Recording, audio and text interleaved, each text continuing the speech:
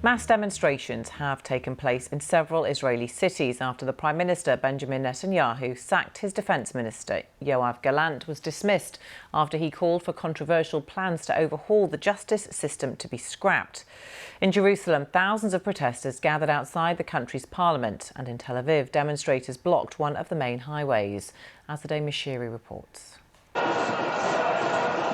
It was a sudden outpouring of rage. Hordes of protesters continued to fill the streets in the early hours of the morning.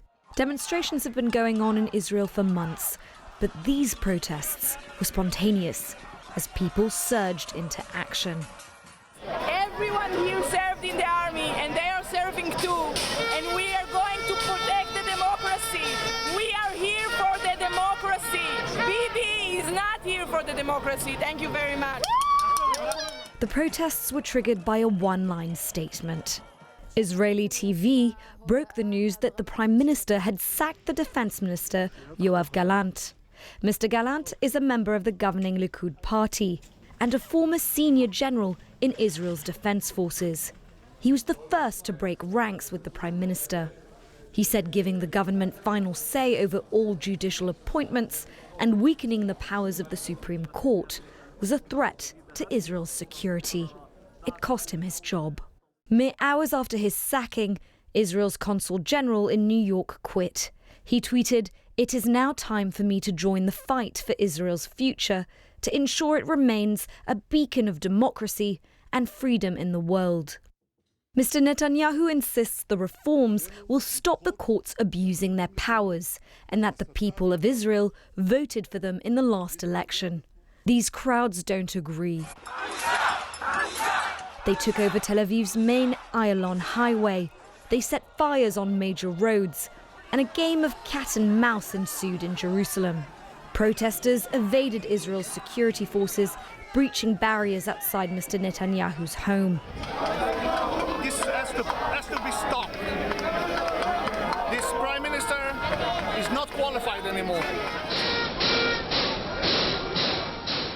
Prime Minister Netanyahu is determined to push the legislation through this week.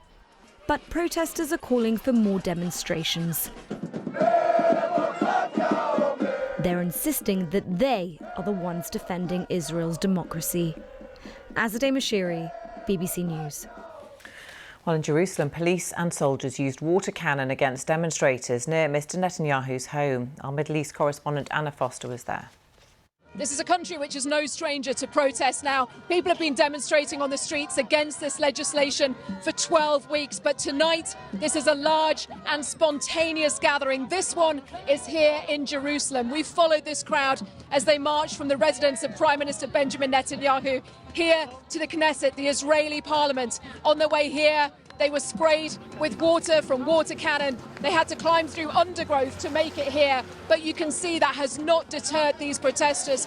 Thousands of them waving flags. Some of them have brought pots and pans to bang. There is chanting, and there are really strong messages to the Israeli government tonight, not just here in Jerusalem, but across the country. Tens of thousands of people have turned out in Tel Aviv on the Ayalon highway, where they've closed that road down, because this sacking of Israel's defence minister, who spoke out against the legislation, feels to many people here like a turning point. It feels like a moment when Benjamin Netanyahu needs to try and keep this country in order. He wants to push this legislation through before the end of this week.